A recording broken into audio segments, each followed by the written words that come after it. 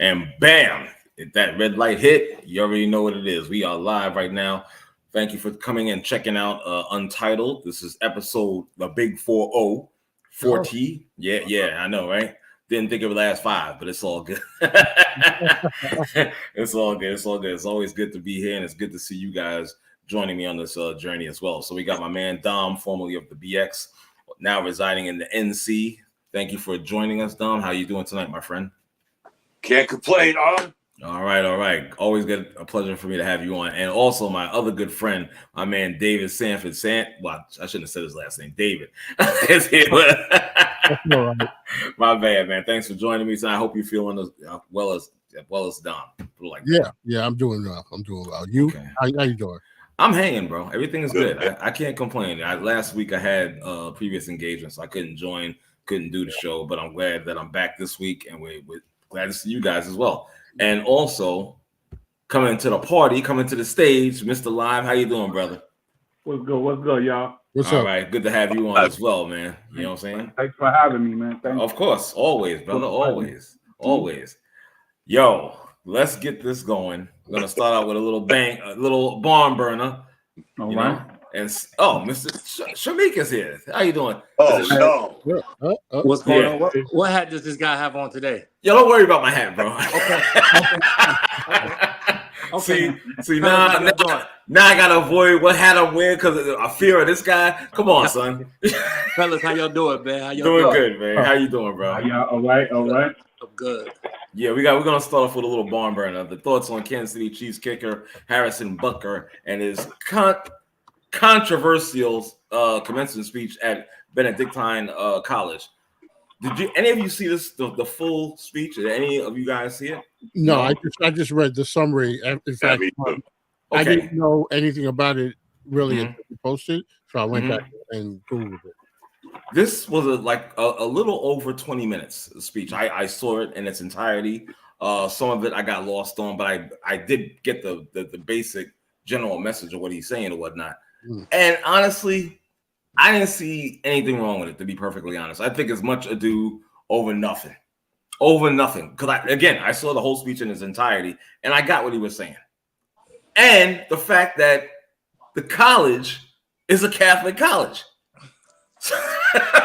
So where's the surprise? If that's their morals, if that's their standard, and he's saying what they stand for, what's the beef? That's why I did like this controversial. I'm like, yeah, okay, no.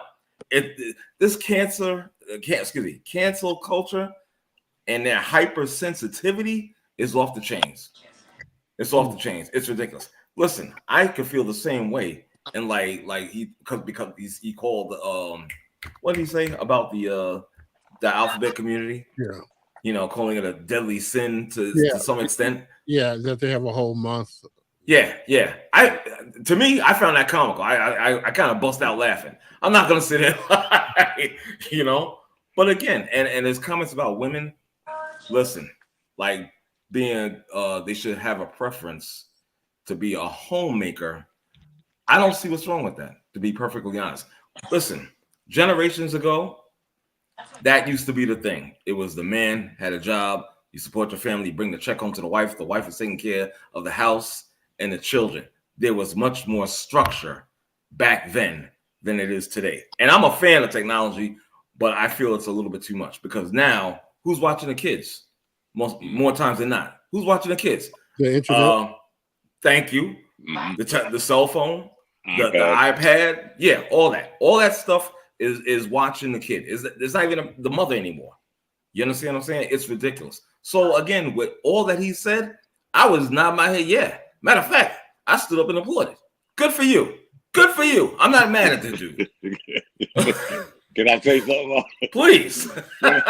When I read it, I was like, man, Dave, you was here. When I read it, I'm thinking about R. I'm thinking, man, remember Dave? R didn't want to touch this shit. He was like, I remember. No, Dom, stop, Dom. Right. I don't care if you got my back. No.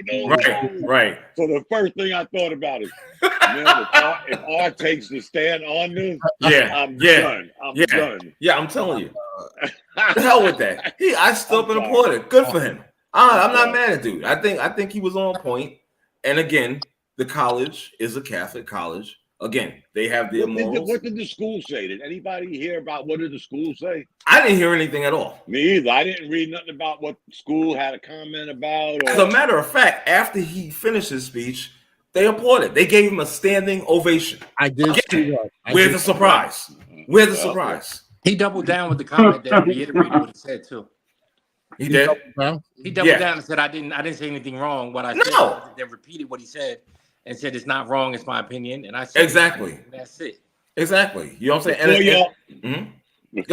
Before y'all came on, me and R was talking, and I said, There's no more freedom of speech. It's freedom of choice, right? It's whatever you're talking about will give you freedom to say it. If it ain't what you like, if it ain't what you're saying, Craig, I don't like, you're done. I don't like you no more. Exactly. And that's why I missed a lot. Like y'all that ain't whole saying what I want you to say, so we ain't friends no more. That's crazy, man. Come on. It's freedom of public opinion, right? You got, if you're not rolling with the masses, then there's something wrong with you. Yeah. You understand what I'm saying? And it's basically like, son, I'm gonna control what's happening in my house and in my circumference. You understand what I'm saying? Now, I'll more than most likely respect your lifestyles and the way you rock up until it come into this arm's length, right? There you go. When you enter this right here, now it's a personal situation. Right. So don't ask me no questions that enter arm's length. You understand what I'm saying? Because after it enter arm's length, this is my fucking domain. Yeah. Right. And again, as long as I'm not oppressing you and hitting you and preventing you from getting money and things of that nature, right? You shouldn't care what I say. Now, mind you, if I got power and everything, that's another story. For me as an individual, regular taxpayer, don't hurt nobody, don't fuck with nobody, then I'm gonna stand on. Like the homie double down. I'm gonna double down on whatever I feel. Right. I don't want to be persecuted for it. So you feel me? So let me jump into this, Frank. Yes. I think what it comes down to for me is two words: interpretation and application.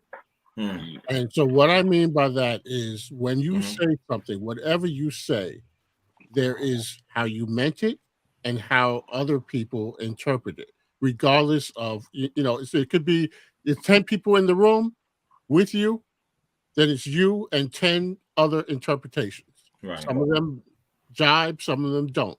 The application part is when you apply what was said to your personal feelings. And so if you say something and somebody says, well, that triggered me. Triggers come from some kind of source. So they applied it to whatever their trigger is. Right. And so sometimes we make interpretations match whatever our own personal feelings are on something. And then what you get, the pushback is not necessarily the point that he made, it is how it made other people feel. And so he is not responsible for how they apply what he said. He said what he said. He doubled down on it. He meant what he said. He's standing on it. What happens in this cancel culture is they make people then fall back because they align what the person said to somebody else's application of what they said. And that's not the truth. And so, the saying about there's your story, there's my story, and then there's the truth. Okay. Right. In all that, it gets muddled and it becomes whose voice becomes the loudest in there. And if there's a pushback, then they're going to find a reason to apply it to however they feel personally. So that's where we are, essentially, to me, is like what he said or don't like what he said, but you can't interpret it and apply it the way that you want. It's like math. You can't fit any numbers in there and come out with the answer that you want. It's going to be one set of numbers. You can't make it be what you want it to be. Right. So that's what it is for me. I hear you, brother. Well said. Well said. I mean, what he said was pretty clear though. There's no misinterpretation. No. He said what he said. Oh, he said what he said, and then he doubled down and said it again. The thing I was confused about is one, like you said, it's a Catholic school. Like in the Bible, it says homosexuality is an abomination, but you find more Christians defending homosexuality than anyone. That's crazy. Two, they said the Kansas City chief kicker, like he was famous. I had no idea who this guy was. So my biggest thing was, why are they making a big deal out of this? Nobody saying whatever he said. I had to Google him and figure out who he was, and then I saw a Kansas City chief kicker. I'm like, what is this? Yeah, I feel you, brother. I didn't know they kick field goals. And then you know, there's a lot of things like when you're a grown up that I'm sure you want to say, but maturity will tell you that there's a place and a forum to say certain things. Yeah. So I don't disagree with the fact that he has the right to say stuff, or anybody has the right to say stuff. I do kind of feel like regardless of that right, there's a place for everything. And I really couldn't understand how his speech applied to the speech at the college. Like, how is this applicable to these college students? Like, to me, that's what I was trying to dissect. Well, so I think people are more mad about the content, the content at that particular arena, when there are places where that may be more applicable than a bunch of 21-year-old graduates. Like, to me, I couldn't put it together, but I really didn't care. I kind of dismissed it. So, well, I hear what you're saying, Shamik, but let me just throw this at you real quick. I think if you have the time, I would highly recommend that you listen to invest 20 minutes plus into hearing what he was saying. And then maybe you could, you know what I'm saying, maybe get a better feel of where he's coming from at that particular platform, so to speak. My boy brings up a good point, though. But the one thing, too, I just want to, and Don, I didn't mean to cut you off, but just to address that, too. Like, I don't like putting my energy into stuff that's insignificant. And to me, it's okay. You understand? Like, there's so many things going on in this world. Yeah. That what he said is so low on my priority list that even if I had a free 20 minutes, I wouldn't care what he said. I would, you know what I'm saying? That guy has no credibility. I'm the guy that if I want to go learn how to hit a baseball, I'm gonna try to call Derek Jeter. This guy has no credibility on what he's even talking about. I don't want to hear what he got to say. But I understand what you're saying. I'm sorry to interrupt you, Don. Go ahead. No, you brought up a good point, Craig, with the Bible and Christians and how they're. I had this conversation with my wife's pastor. We're good friends. We're both retirees. You lost that one. No, I didn't. If your wife was there, you lost. Time out, Craig. My wife wasn't there. I know what you're thinking. She wasn't there, Craig. So I'm talking to him, and I'm like, you guys are losing. You guys are losing this battle. And he was like, what do you mean, Dom? I said, not you, because I know him, and he's, ain't no medium. It ain't no medium. But I said, as an overall picture in the Christian community, y'all are losing because y'all keep wavering. Y'all used to have a standard that was cut and dry. Like you said, Craig, the abomination and reading of the Bible. And now it seems like, Pastor, I had to start calling him Ron. I said, Ron, let's go back to Dom and Ron for a minute. Y'all want to pull the Bible out to give me a quote on something, and I could sit there and find a scripture that's polar opposite of it. But that's not what I'm getting at. I'm getting at you guys keep wavering and wavering until y'all lost. Y'all are fucking 2 steps behind now. He looked at me. He was like, I'm glad that I don't. I'm like, I started this conversation with, I know you, I know how you stand, but we're not talking about you right now. Right. We're talking about the Christian community overall. They done caved in like the military. Don't ask, don't tell, and fuck it.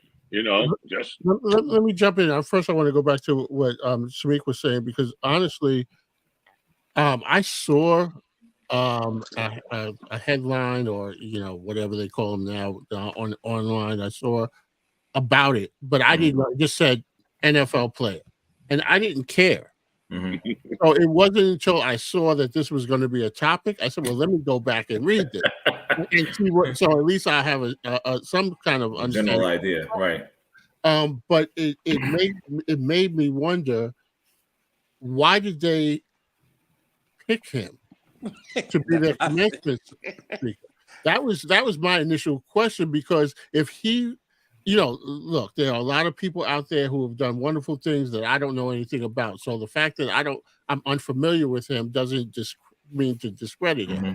But somebody chose him and they asked him to speak at their commencement. And so they must have had some idea of where his views were on something to pick him out. Nobody called me, or anybody on here. But going back to the church. So the church is very divided.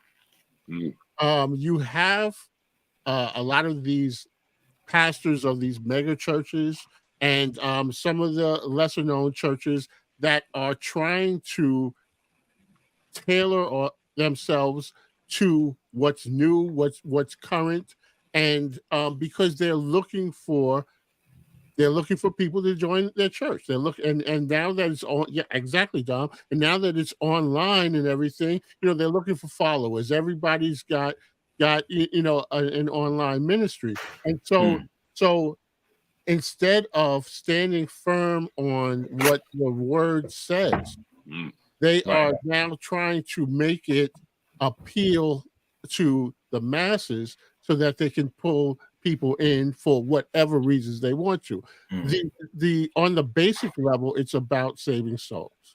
On the basic level, it's about bringing people to Jesus Christ for salvation. If that's what you believe, that is what the purpose is supposed to be about. So there isn't any wavering on that. Now, if you are in a church and someone comes in from that community, you receive them, but the idea is that what they are doing is not according to what God's plan is. And so you're trying to enlighten people and hoping that you can get a breakthrough with people so that they can straighten up their lives. I mean, everybody comes to the church. Not everybody comes to the church is saved, is holy.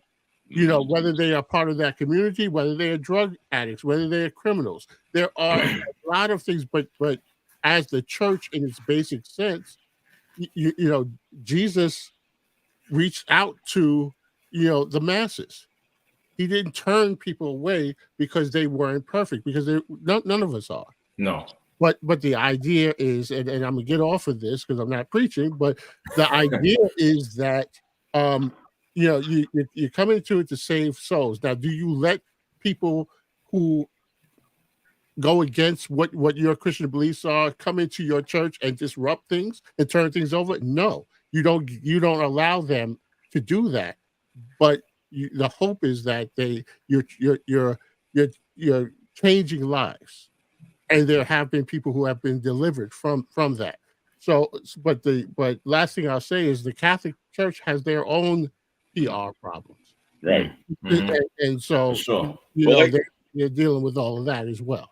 Now that R has come out the closet, we could actually have good conversations. You know what, Dave? What you said is correct. I didn't mean it like that. No. Yeah, I'm about to say, bro. Really, you know what I mean?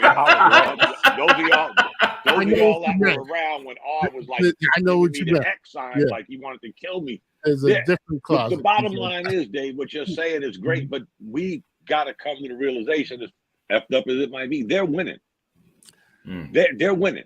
Because I was joking around with the don't ask, don't tell. We had the policy, don't ask, don't tell. Nobody ever asked me when I joined the military, are you gay? Are you straight? They didn't give two shits. Exactly. They didn't care. Hey, you know what? I met plenty of people in the military that were gay. But all of a sudden it became a political football, and we want this taken away. And you know what? Again, I have a lot of free time on my hand. You think the numbers increased after this went away? Do you think the gay population stormed the bridge and everybody joined? Not one bit. But the problem with that was they sent out a survey to the military. And honestly, guys, some of them I even know here at now Fort Liberty, they were like, well, why do I got to be responsible to tell my son live, hey, Dad, why does this guy got two mommies? Or why does this guy got two daddies? Why do I got to be the moral compass when my son is 7 years old? But that shit went away because they never took the survey. They just said, It's over. Yeah. No more. Yeah. But again, guys, like I said, somebody, Bill Clinton, actually, I don't want to throw names, but Bill Clinton was the one that came up with the don't ask, don't tell. But nobody ever asked. Nobody ever. No. This is what y'all remember. Y'all joined the Yeah, of course.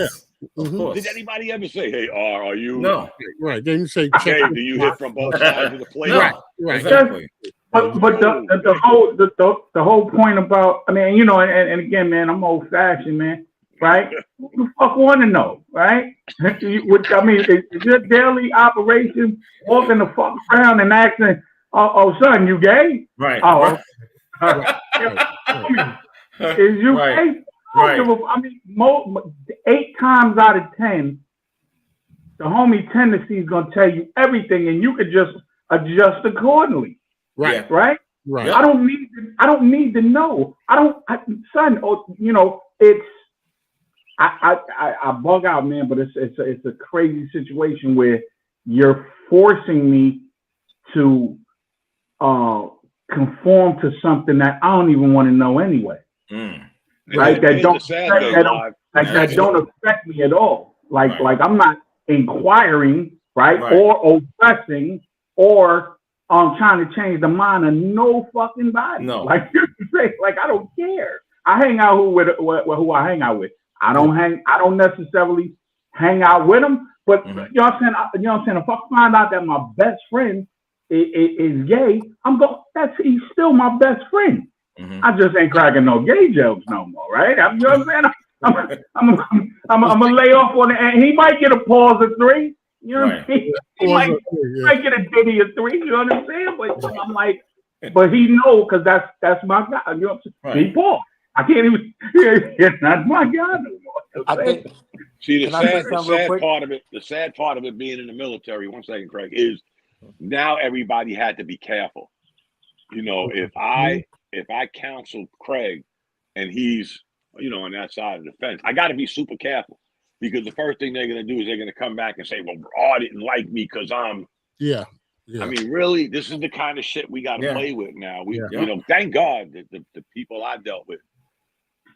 Forgive me for saying this. We were small groups. We knew each other. We knew Craig, Dave, Live. We were all, we weren't around many females. Maybe when we was at some installation or some fucking foreign land.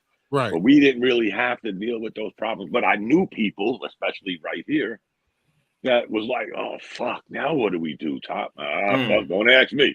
You know what I tell you? At that time, I got a year left. I don't give a fuck what y'all do. Matter of fact, just don't say shit. Don't talk. Just salute the flag and keep driving on until you either get out or you retire. Don't say nothing. Just hold it in, and which is a shitty way to have to live and lead.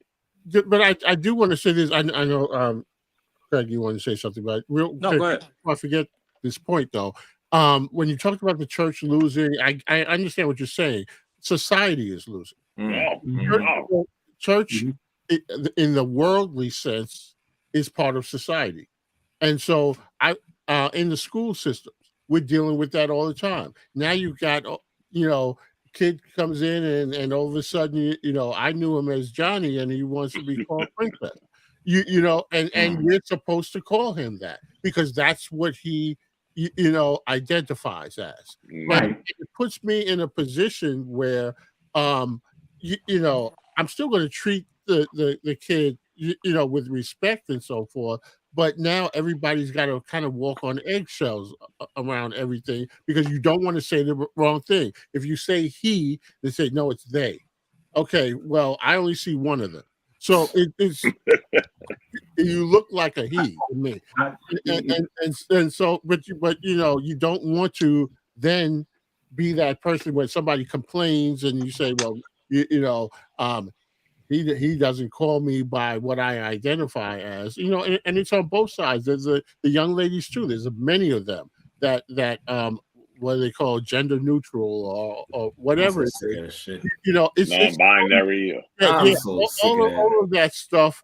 I don't know, but I know we've got 3 types of bathrooms in my building, and all New York City schools have to have that. Now anybody could use the third one, Dave? The gender neutral bathroom. Oh, okay. Yeah, and so what school do you work at? What school you at? It's inside of Westinghouse High School. It's a school inside of Westinghouse, down Brooklyn. Son, I live right down. Well, I mean, I used to live right down the block in Fort Greene. Okay. Yeah. So we're a new school that's inside of Westinghouse High School. Oh, okay. All right. So we had and I'm gonna get off this, but we had a someone that came to sub for us who when that person walked in, walked like a man, talked like a man, but I said no. So when our secretary went to give that person the key, she said, "Here's the key to the men's room." And I stuck my head around from my computer, and I was like, "Let me see what's going to happen with this one." And sure enough, they asked for the woman's bathroom key, which then, to me, I had a problem with, because if you're a woman and you go in there, so now the rights of the woman is taken away because this other person is given the right to choose where they want to go to the bathroom, but the woman doesn't have the choice. So she has to use that bathroom, and then she has to go in there with someone who looks like a man. And so, that made some women uncomfortable, because I could see them looking like, you think? Supposed to be going in there. Yeah. And so I don't know. There's a whole lot to it, but I feel like, pause, but people are bending over backwards to make people feel respected. Yeah, no Diddy. But at the cost of everybody else's rights. Right. That's the part that sucks, Dave. And y'all do remember the great state of North Carolina lost the NBA All-Star game because of a bathroom issue. Yeah, they weren't going to bend. They was like, "No, man, there's a men's and a boys, men's and a women's bathroom, and that's it. That's it. There may be a handicap sign on both of them, but there's a men's." And you know what? Until this governor lost his gig, and the new governor came in and said, "Hey, you know what? Okay, we surrender, we cave in." They brought the All-Star game back. Remember, guys? It came back to Charlotte a couple of years ago. Right, but that was the problem. That governor was like, "No, come on." I mean, I don't want to say he was old school, but he just believes in a men's and a woman's bathroom like it's been for how long? Yeah. And what's wrong with that? And what the hell was wrong with that? I was getting ready to ask. What the hell was wrong with that? Nothing was wrong with that. At some point, they got to take a stand. They have to take a stand, because this is getting out. It's getting rampant. It's out of control right now, and it's only going to get worse. You know what I'm saying? If somebody or some people don't take a stand against this is going to run just incredibly. Just ridiculous. Well, I propose that instead of putting word men, women, or the outline of a male body, female body, just put a picture of the equipment, and whatever you have, then that's the bathroom that you go to. You're fired. Exactly. Your career's over, bro. Fired. I'll come visit you, Dave. You ain't doing nothing. Come hang out with me, man. You know what I'm saying? Yeah, you're done at that point. You're done. You're cooked. You're toast. You know what I'm saying? Exactly. Just a proposal. Novel idea though, but you're done. They tried it here, Dave. They tried the men-women thing, and then what did everybody say? They didn't even care what the governor was talking about. The first thing out of everybody's mouth, even the NBA, whoa, damn, Craig, you're willing to sacrifice all this money that comes in during All-Star weekend? Yeah, I am. That's what he said. Yes, I am. Yeah. Take your All-Star game.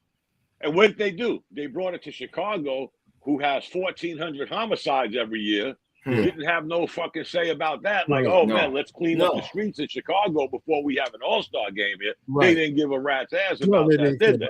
Because the shooters know which bathroom to use. Yeah. They ain't here for the gender neutral right there. Right, exactly. Yeah, but that's how they did it. Remember, they went to Chicago. Yeah, that's right. And that was the year they had 1,400 and something homicides in the streets of Chicago. Exactly. And nobody listened as much as I love to hear him talk. People disagree with him a lot, but that's the reason Louis Farrakhan don't get behind a lot of this stuff. Yeah. Because he says, you want me to march, but y'all never come here. This is going on where I live, on a quarterly basis. I don't see none of y'all out here, That's insane. So, but they brought that shit right to Chicago, guys, and that was during the time that there was shootings Man, like the St. Valentine's Day Massacre. Yeah. And NBA didn't give a shit because we're going to pack arenas. No, we're going to get all of this All-Star Week money, and everybody's going to be happy. Yeah. Exactly. They don't care. Let's and you know what? Before we go any further, think that the NFL, I think they dropped back 20 and punted on even commenting on this with this guy. Y'all should do that. Y'all should do that because y'all drop back 20 and punt on everything else. So, why change your position now? Exactly. You frauds. Yeah, we had Big that time. conversation a Big couple of time. times, haven't we? Of course, we sure have. Yeah, you noticed they didn't say nothing, right? No. Yeah, the NFL the only out of the world. The only thing they said is that's his views, not ours. Yeah, of course. That's about it. What does that mean? What were they supposed to say? Right. Nothing. Exactly. Right. Like what they normally do, insert, open mouth, insert foot. And... Well, yeah. Well, I'll say this: the Swifties are going to take care of this one. Yeah. Because I read that too. Yeah. Exactly. I mean, he's a kicker, so whatever they do to him, nobody's gonna care. If the Kansas City Chiefs quarterback said it, their hands will be tied. But this guy might get kicked out of camp and not have a job. But I just didn't think it was that serious. And with all the things going on, it's just crazy the things that society chooses to focus on. Yeah. With everything that's going on in this country and the world. Right. You know what I'm saying? And then in terms of like flexibility with the religion thing, and I don't mean to go back because I know we want to go to the next topic, but I'm a strong believer that if you have a code and you pushing a religious doctrine like the Bible, you need to stand on what's in the principles of the Bible. Me personally, I don't push it. So I don't have a problem with homosexuality, but when it says it's an abomination in your Bible and you waver and you accept that, then you'll accept anything that goes against what's in the Bible. So I mean, that's kind of my standpoint. I thought that's what Don was alluding to when they'll just stand for anything. But I'll back anybody that stands on what they believe in, even if I don't agree with it because you take a stance. But you had a Catholic church, and all he really was doing was preaching principles from the Old Testament. If you really break it down.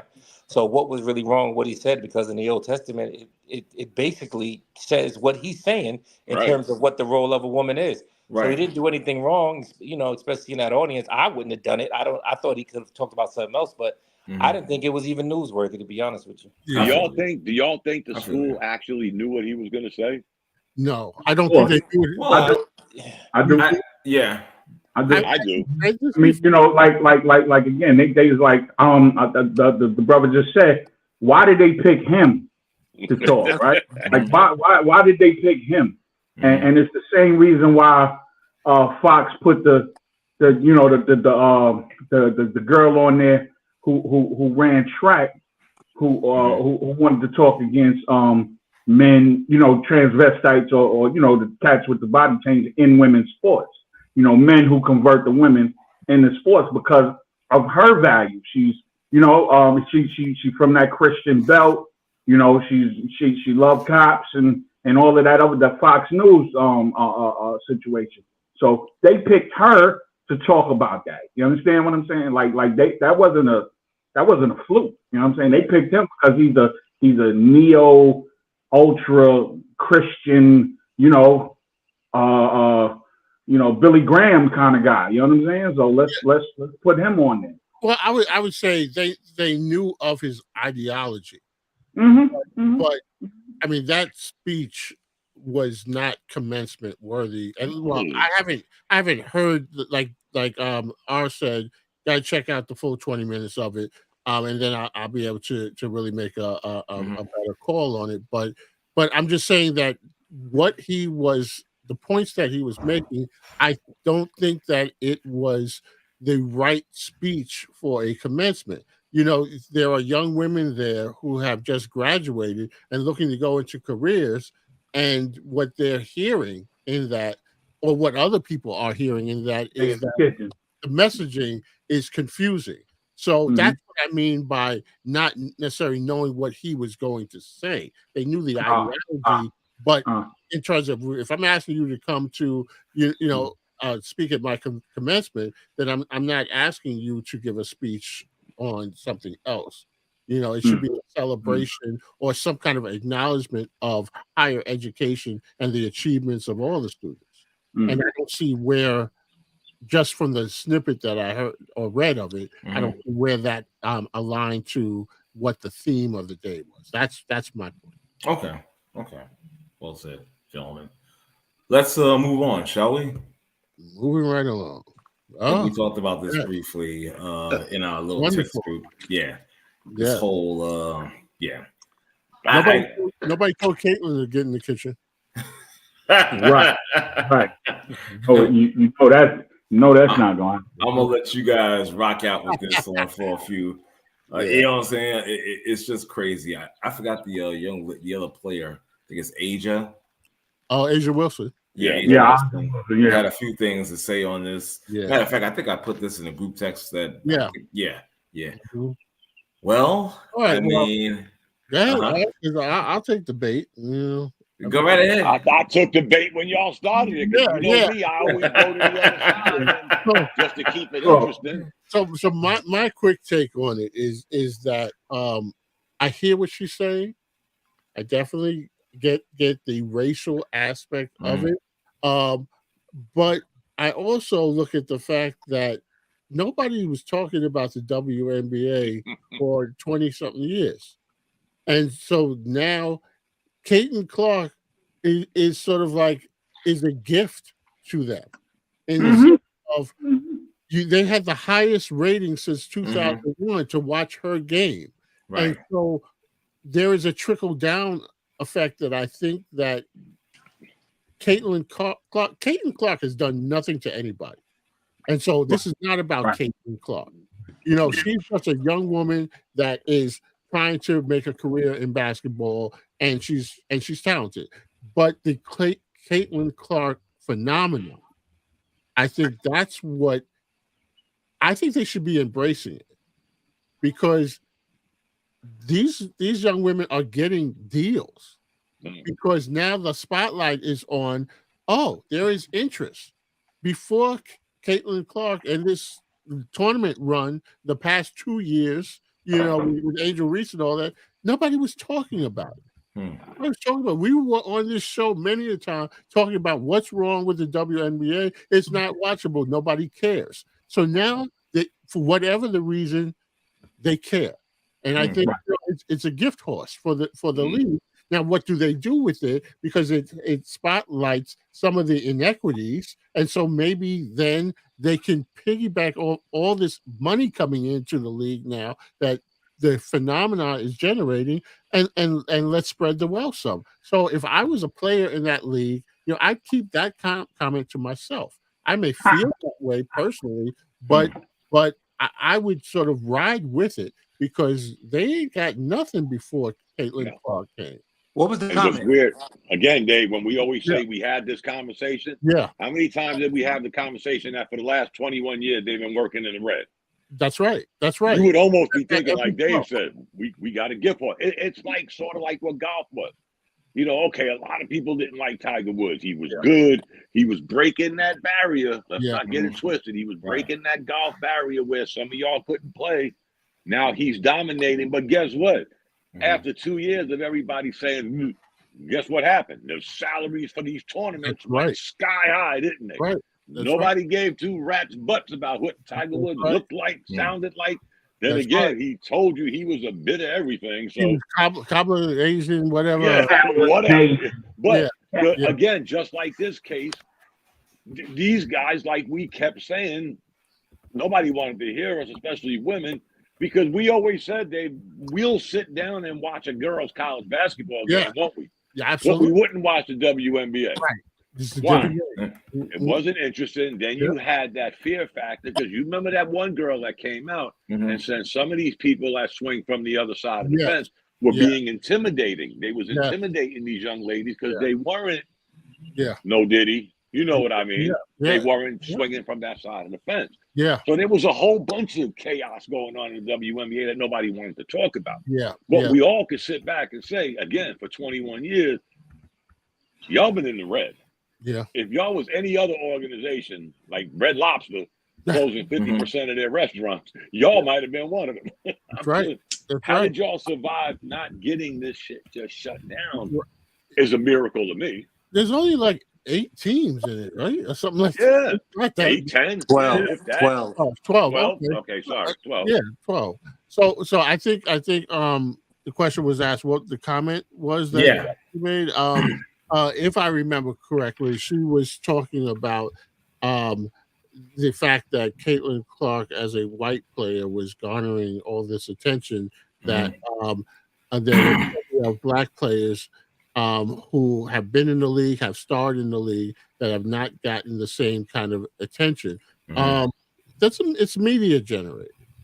Right. It's media generated, and I understand that. I understand as a black person, we often feel that we do something and it doesn't get any attention until someone outside of our race comes into it, and then all of a sudden it gets and so there is some truth to that feeling.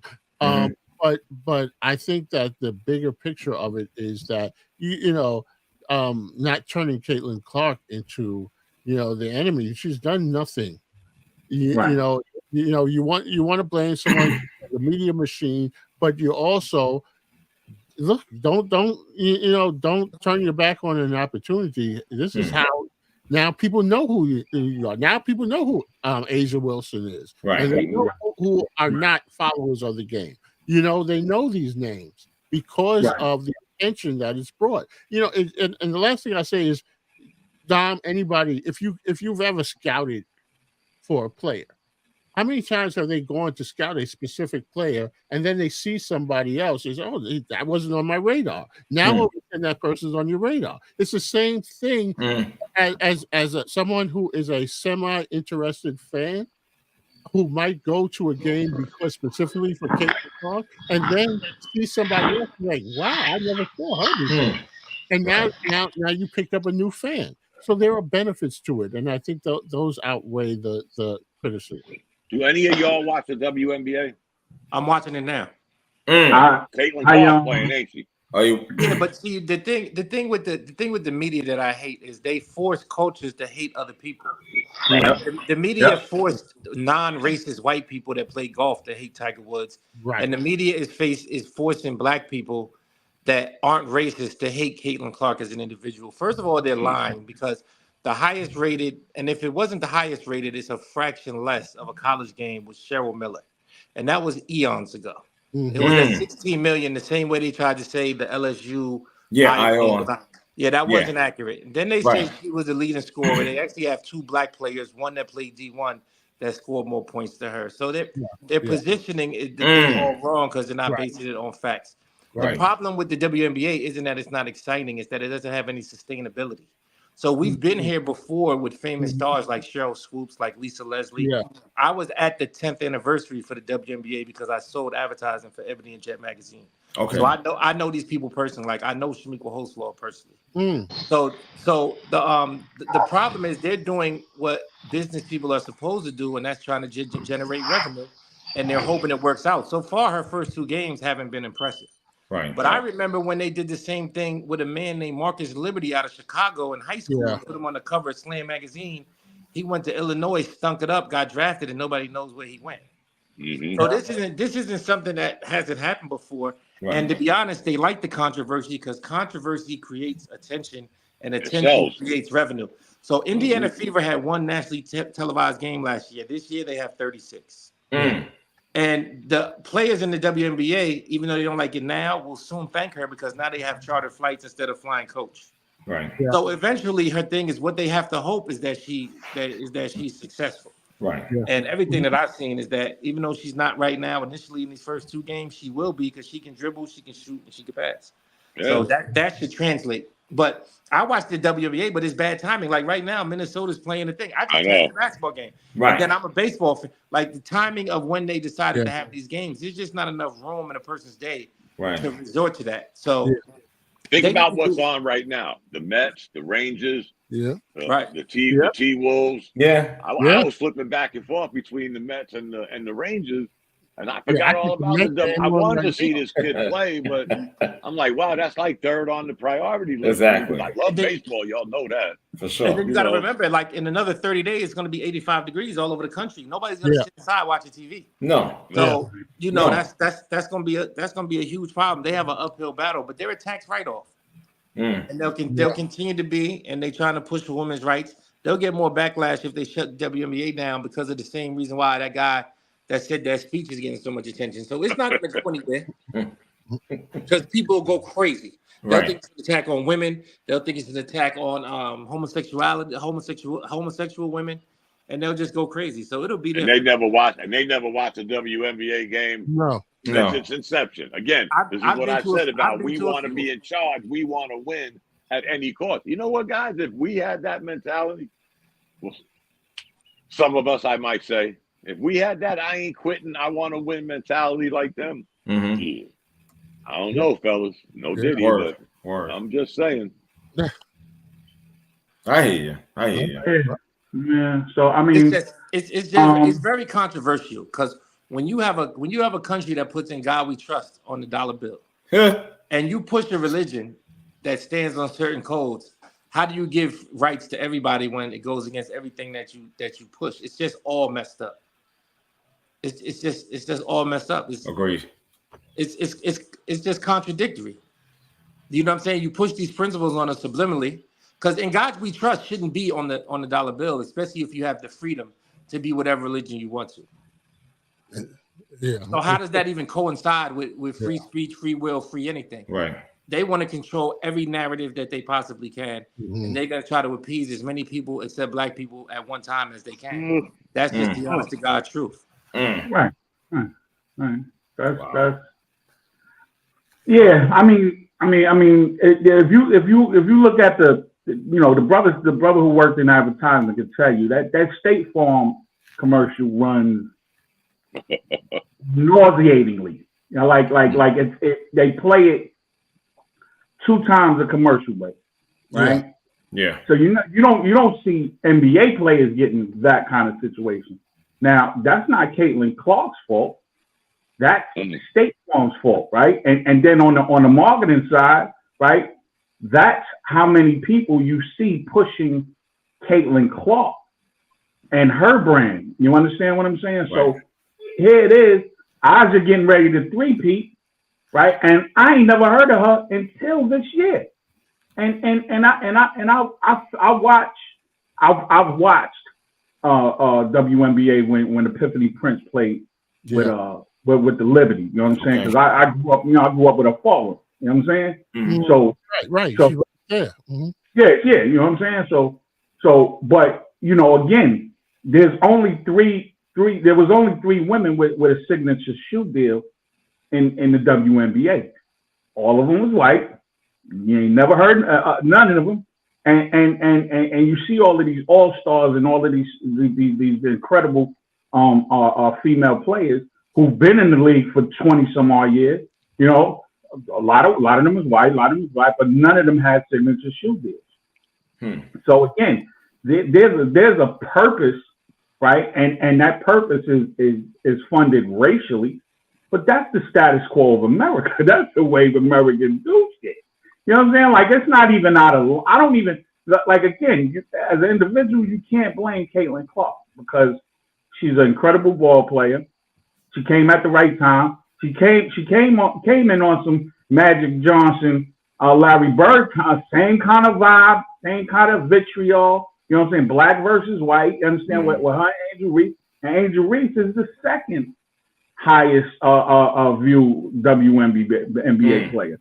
So the chemistry is perfect. You don't see no Angel Reese State Farm commercials though, do you? No. Right? Yeah, but it's on purpose. It is a purposeful situation. The thing that black people will be offended by, and this is a black man saying it, so they can't really be offended, is that how many black people buy State Farm insurance? These companies aren't targeting people unless they're in their target arena, because having sold advertising, geo-targeting is huge. You don't want any waste in terms of your advertising spend dollar. So why would I go after black people ages 18 to 50 that more often than not don't buy insurance. That would be asinine. So they have an opportunity to target the people that do buy State Farm insurance who happen to be Caucasian 18 to 50 because financially they're more responsible. So that's what they're going after. Yeah. I'm not mad at that. I'm never going to be mad at a business decision. Right. As long as I can understand it and quantify it. Because no advertiser is going to spend money randomly just to say that they're looking at black people who aren't going to buy that product anyway. So that's just not gonna, that's just not gonna happen. A lot of people think it's supply demand, but it's demand supply.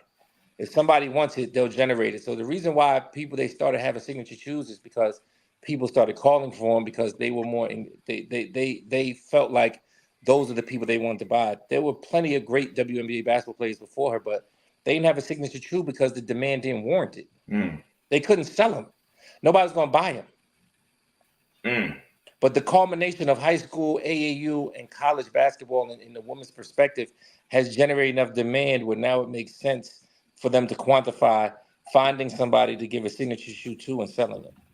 And that's what the real really is. Right. Okay. So Aja been NBA elite for the last 2 years and getting ready to repeat, and she's just getting one now out of pressure from black people. You're talking about the girl that plays on Vegas. Yeah. They have an Olympic team in Vegas. They have essentially what could be 7 or 8 All-Stars on one team. And none of them are better than Diana Taurasi, who didn't have a signature cheese sneaker either. Right.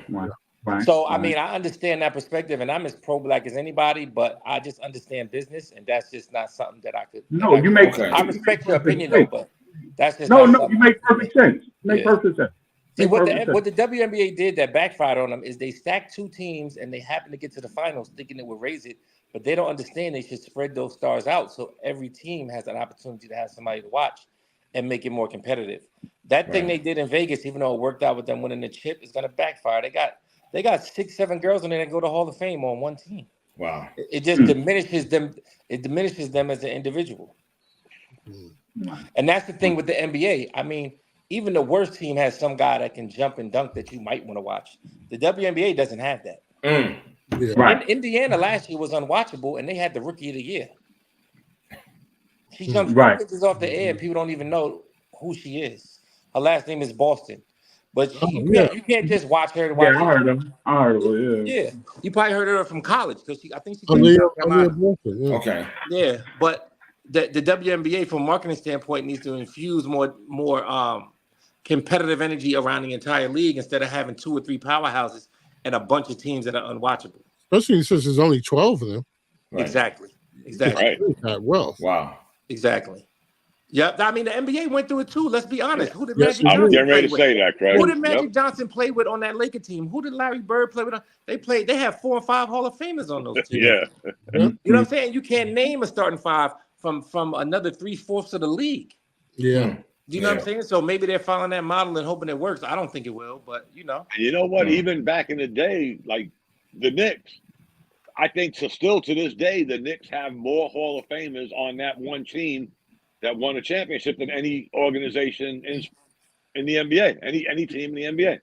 That team with the Bush, Bradley, Monroe, Reed, Frazier. They have what, like 6, 7 Hall of Famers on that one team. Jerry Lucas. You can throw in Phil Jackson as a coach, but they had the most Hall of Famers of any. But nobody looked at it back then. We didn't think, oh my God, the Knicks are stacking the table, because you know what? Even with those great teams, they only won 2 chips. Yeah. Right now, we could blame the injuries to Willis Reed and the age of Earl Monroe, but still, with that team they had, man. And then you take the Lakers, who I think had 4 Hall of Famers. They only won 1 chip back then. So nowadays, they're, I don't know what's going on now. It's just, again, we'll get to basketball hopefully soon. I keep saying it, guys. I think that system is dead, man. Dom, I just want to piggyback on what you were saying, because it's a great point that you made.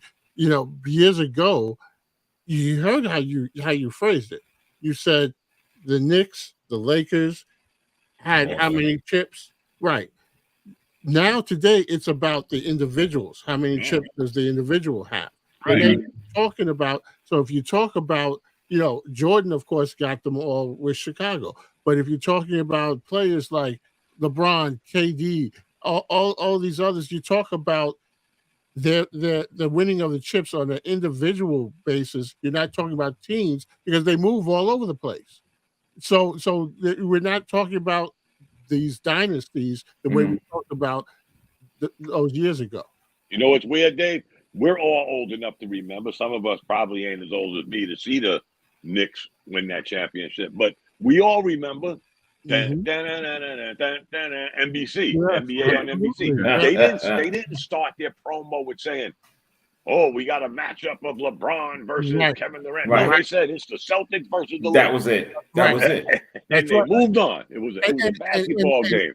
And to that point, if you look at the first video games, before they were like the video games, the old computer games where they were on a floppy disk. I remember they had Lakers versus Celtics. Yeah. That was the name of the game. And they weren't promoting like the cover athlete. It was the Lakers versus the Celtics, and that's what they pushed. And you talking about the Magic Bird era? Yeah. But it was Magic. It was Magic versus Bird. No. There was Lakers versus Celtics. It was still Lakers. We knew it was Magic versus Bird, but Right. they still promoted They did have these two. The media. They did have a separate media versus the media definitely pushed Bird versus Magic. And no, I'm not talking about the media. I'm talking about the video game. The video game that came out back at one of the original sports. They weren't savvy enough to be able to do that, though. Right, but I'm saying though, it still was a focus. The emphasis was on the fact that you had these two legendary teams that met in the finals, and they made a video game. It was on a computer. It was on floppy disk, and it was Lakers versus Celtics, and that's what they promoted. Now the league definitely pushed. I'm in agreement with you. Right. The Bird Magic that rivalry that they created. But see, part of the thing from an advertising point of why they pushed the Lakers versus Celtics, because that's all they could push, because there's copyright infringement. Remember when they started changing that, and they could start using players' likenesses, what changed it. It wasn't anything but technology. So that's not something they ingeniously said, all right, let's support the team. They had handcuffs on, so they couldn't do anything but push those brands. Okay, you know what I'm saying? So I'm not giving them credit. I don't want to give them credit for something that they shouldn't get credit for. You know what I'm saying? Yeah. Do y'all think NBC is going to win that contract over versus TNT? Yeah, I thought. I think Netflix. It's almost a done deal. They said. They was talking about Netflix in there. Netflix. Yeah. Netflix is trying to take over. I'm trying to tell you. You see what Amazon and Apple's doing with baseball. Yeah. Exactly. I'll tell you what, guys. Not to get off track. 10 years ago, God rest his soul, me and my son were driving to Charlotte. I think I told y'all the story, and he was like, "Dad, the streaming shit's gonna knock cable out the box." I'm like, come on, son. Who's gonna not have cable? Guess who don't have cable right now? Word. Exactly. You know what? Let me try this. And exactly. You know what else too? I wanted to bring up too. When dudes got drafted back in the day, how long were their contracts when they signed with teams? I think 5 years. Yeah. What was it? 4 or 5 years? They just changed that not long ago. So, like when Magic signed with the Lakers initially, his first contract was that for that period of time. I thought it was longer. I think so. I think it was 5 years. I thought it was longer, but another thing that people don't address too is one, back in the day when these dudes got drafted, they were going to basketball cities. They weren't going to Cleveland. They were going to Boston, Lakers, Detroit, which at that time was an industrial city. Even Chicago when Jordan was there. And these dudes was 21 and 22 because you couldn't come out of school early. Right. So there wasn't as much movement because guys would come into the league, getting a little bit of money, meeting their wife, getting married, having a family, had no reason to leave. So that's another reason why they move around. And what the WNBA doesn't want to admit is they don't want players to have control of their lives. They want to control the players. That's what they're most upset about. Guys, so they're trying to set up these max contracts where the team can pay you more to stay and all of that stuff. But with endorsement deals, that's going to backfire on them too. Because if I have a $500 million deal with Adidas, what do I need an extra $20 million over 4 years to stay in a city I don't want to stay in? Right. And you know what? That guys, I hate to say we're old enough to remember this. This had to be within the last 8 years that they changed this. Now I think 2 to 3 years. It might be 3 years max that you have to be with that team, but there's even stipulations for that. There are stipulations, and I think we've seen it with Quickly. I don't think Quickly was on the Knicks for 3 years. They was able to unload him. I think the stipulation was you couldn't leave within that time period. Like you had to wait a whole 5 years before Dave could say, I want to be a free agent. So that changed not long ago, guys. But just think about that from a bigger thing. So these team owners basically can do what they want with you, but you don't have a right as a grown man to go where you want to. There's something. The only problem I have with these players, to be honest, like as much as I hated what KD did going to Golden State, he went as a free agent. I wasn't upset with LeBron, but he went as a free agent. I think once you sign that second max contract deal, you should have to stay there. And if you don't want to stay there, don't sign it. All that signing, staying a year, and then forcing your way out, that they got to put a stop to that. Okay. Because if you're going to sign a contract, you're bound by that contract. Right. And if you don't want to stay there more than 2 years, sign a 2-year max contract. Yeah, I said this once before, guys. People don't realize what LeBron James was doing for years. He was signing those 2-year contracts with the option to bounce after 1 year. Remember? We had this guy. I always say this, guys. We had this conversation before. That's what hurt Melo. Melo didn't want to go down that hole that LeBron went down. Melo wanted all the money. He wanted the years, and then he wanted to complain. I mean, Melo's again, like Craig said, you sign a 3-year contract, then I don't know what else to say. You got everybody saying, well, the owners could trade you when they want. Why shouldn't I be able to opt out? I hate to tell you, but the owner's the one paying you. If he gets a deal to trade you and get a better player, but you just to walk in there like Durant and Harden and a host of others have done. It ain't just Kevin Durant. It's going to happen this summer. Trust me, it's going to happen with Donovan Mitchell. We're about to happen with the big kid with the afro.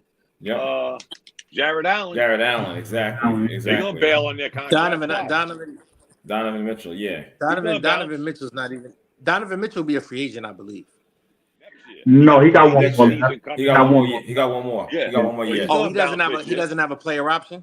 No, I don't think so. He's going to bounce after that. He's going to go in there and do the Durant. He got a player option, I think, after this one. Right. He got to play this season. So he's going to go in there and say, hey, Craig, I'm not staying here. Mm-hmm. So now Craig is handcuffed. Craig's going to have to trade him and get, 2 cents on a dime. Pretty much. And be happy that you got anything. And see, this is the part I don't like. You're handcuffing. It's just, to me, guys, and I said this a million times, it's just making a weak league weaker, with all of this nonsense. But again, the only light at the end of the tunnel is what the Knicks are doing right now, whether you're a Knicks fan or not. What the Knicks are doing right now is turning the NBA upside down.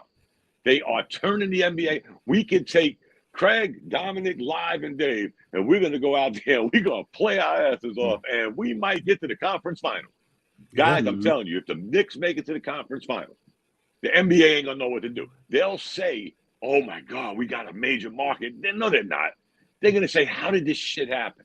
Yeah. How did this shit happen? We want stars. We want stars in our playoff games, don't we? Right. We don't want this. We got a guy that should have won MVP 4 straight years. We don't even like him. Yeah. And he won a chip. They're going to go batshit crazy. Guys, if the Knicks make the conference final, the NBA going to lose their mind. They're gonna hope and pray that Julius Randle can strap his arm up and get out there on that court. Yeah. Or Willis Reed comes out the tunnel. They stand a great chance. I'm not gonna lie to you. Ooh. I can't believe this guy said that. I did say it. I am objective. I don't care what you say. Call me a traitor all you want. Think about one thing, guys. We got 2 teams. We got 2 teams that invested close to $150 million on 3 players, and they didn't get out the first round. And I told y'all they wouldn't. I told y'all Phoenix wouldn't get out the first round, and I told you the Clippers wouldn't get out the first round. But you're strapped. You're $150 million deep on 3 players. Yeah. And you think the Knicks are going to take Devin Booker for $61 million? Hell no. And Dom, get on one of those shuttles that Elon Musk be sending up in the sky. Yo, Dom, you might be right about that Denver.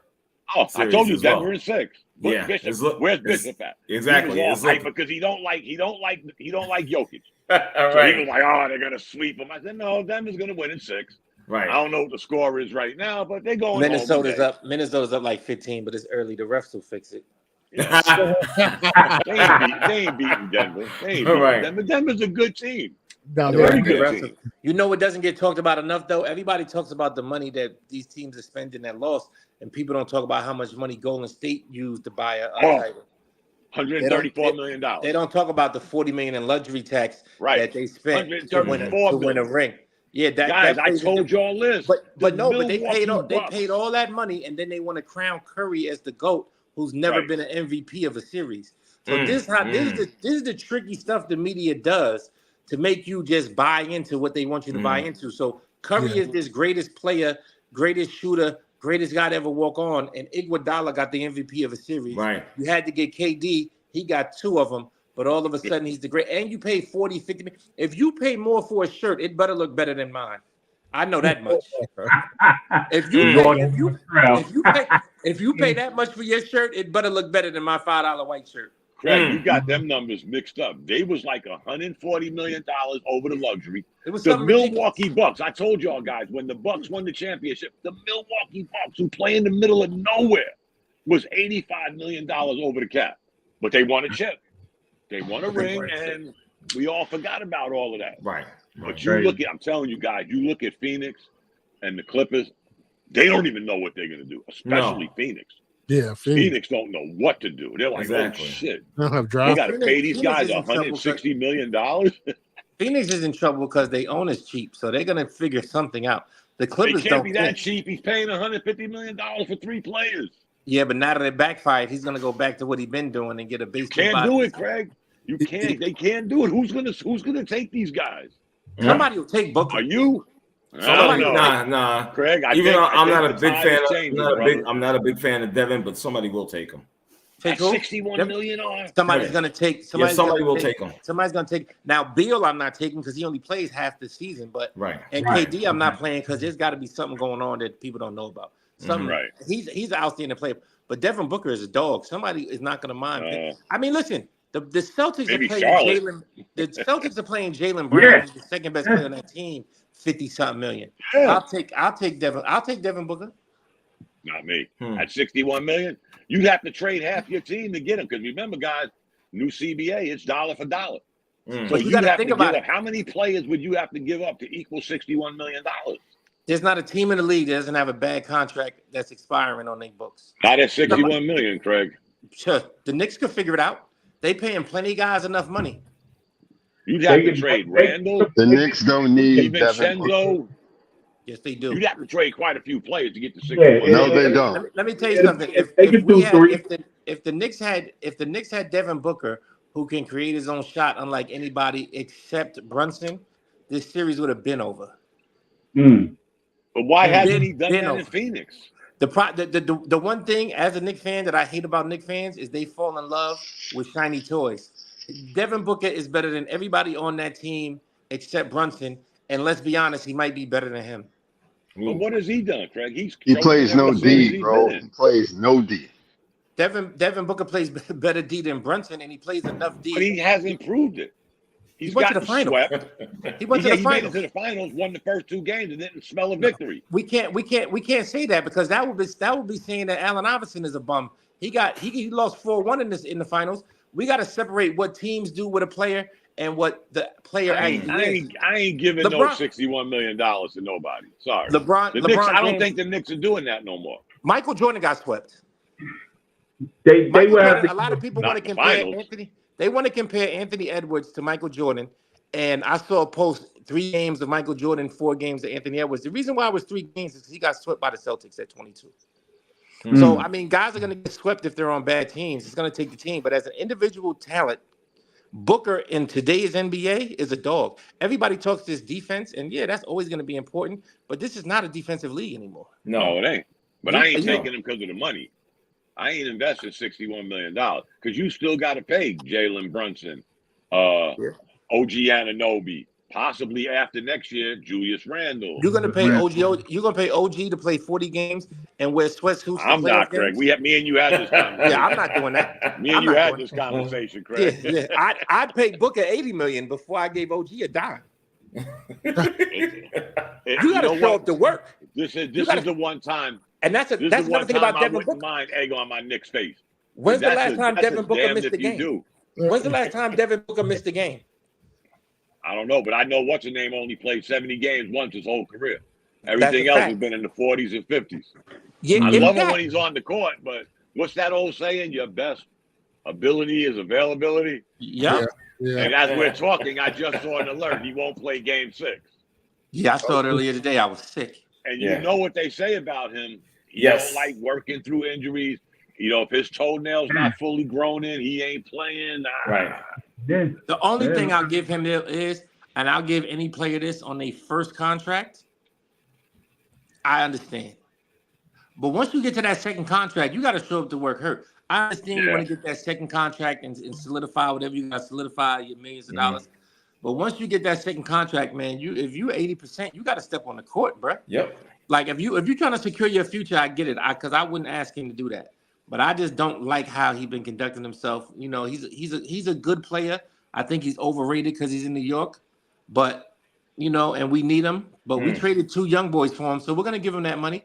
And giving him $40 million is gonna end up being worse than giving Booker 60, because he's only gonna play half the games. I don't trust him. So you think they're gonna have to give OG $40 million a year? I think so. And when you look at the landscape of the NBA and you look at his winning percentage when he does play, I mean, we're forced, and you consider we gave up RJ and IQ. They kind of. That's why when you make those trades, you have to. You already know you're in trouble. You don't make those trades for often as your player unless you're trying to win a chip and don't care if he stays. Right. We have to keep him, and we don't really have to keep him because we get Randall back. Yeah. So I'll if we take, lose, there's the not one gonna time, hurt us like I said, I'll take the egg on my face, because guess what, guys? We knew, us Knicks fans, at least me, we knew, one, we weren't going to sign quickly. We had a point guard. Right. RJ Barrett, we've seen enough. Let's be honest. 5 years. We can't say he's only 19, he's only 20. Now he's only 106, and we're still saying he's only, so we knew that wasn't working, guys. We had that conversation. You already know. Too bad Bishop ain't on the line, because you know how me and Bishop felt about him. He had to go. He just had to go. And the ironic thing is, like I said, the funny thing is they signed Deuce McBride to a 3-year extension, and the next day, all 3 of them guys were gone. Right. McBride, Quickly, and Barrett were like, and we kept Deuce McBride, and all of a sudden, Tom Thibodeau puts him in the starting lineup, and what's the name scores 13 points on only 9 shots. Halliburton. You think Deuce McBride didn't have something to do with that? Nobody knew he could score like this except when he was in the G League. When he was in the G League, he could score. Right. But we knew he could play defense. And he proved it the other night.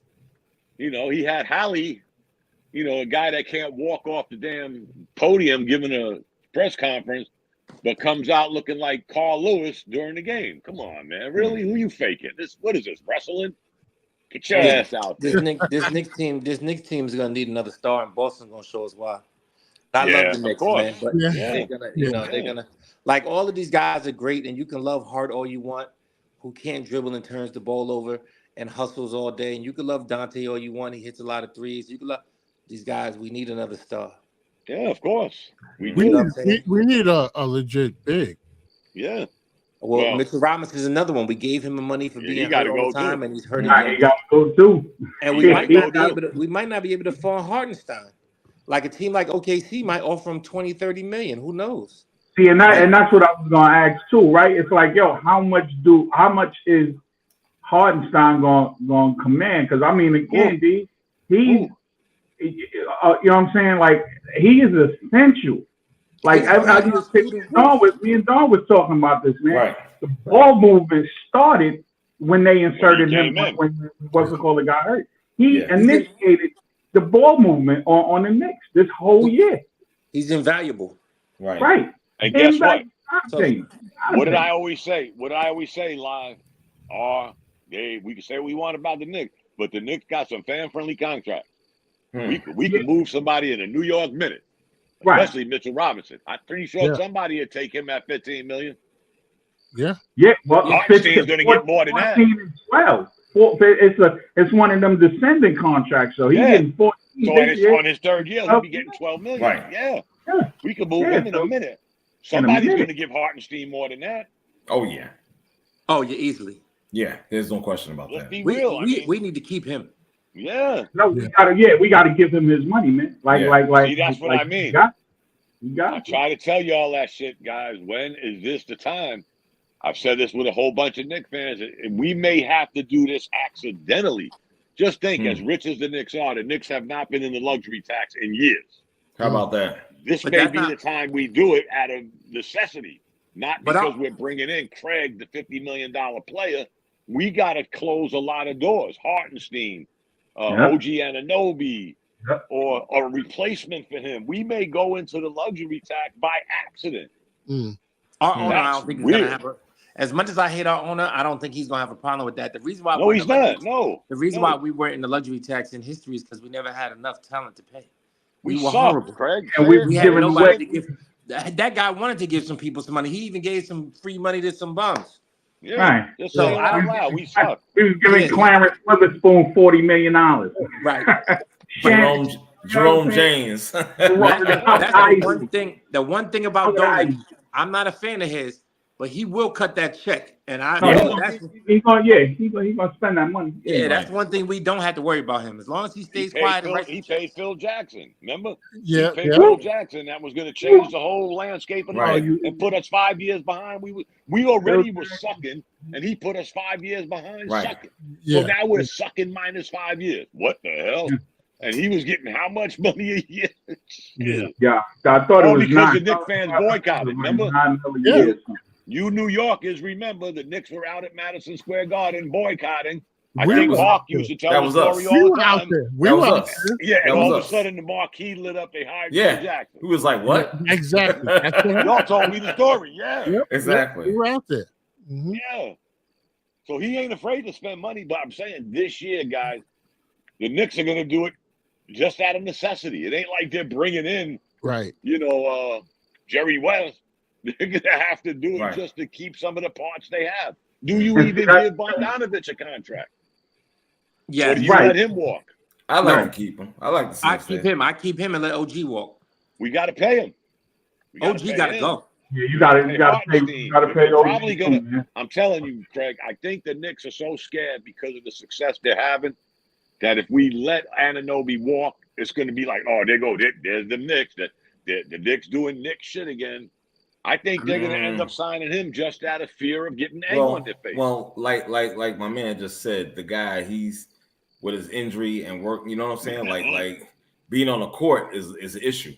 You understand? So what are you really missing? If it's like that, if you're missing half the games, what are you really missing?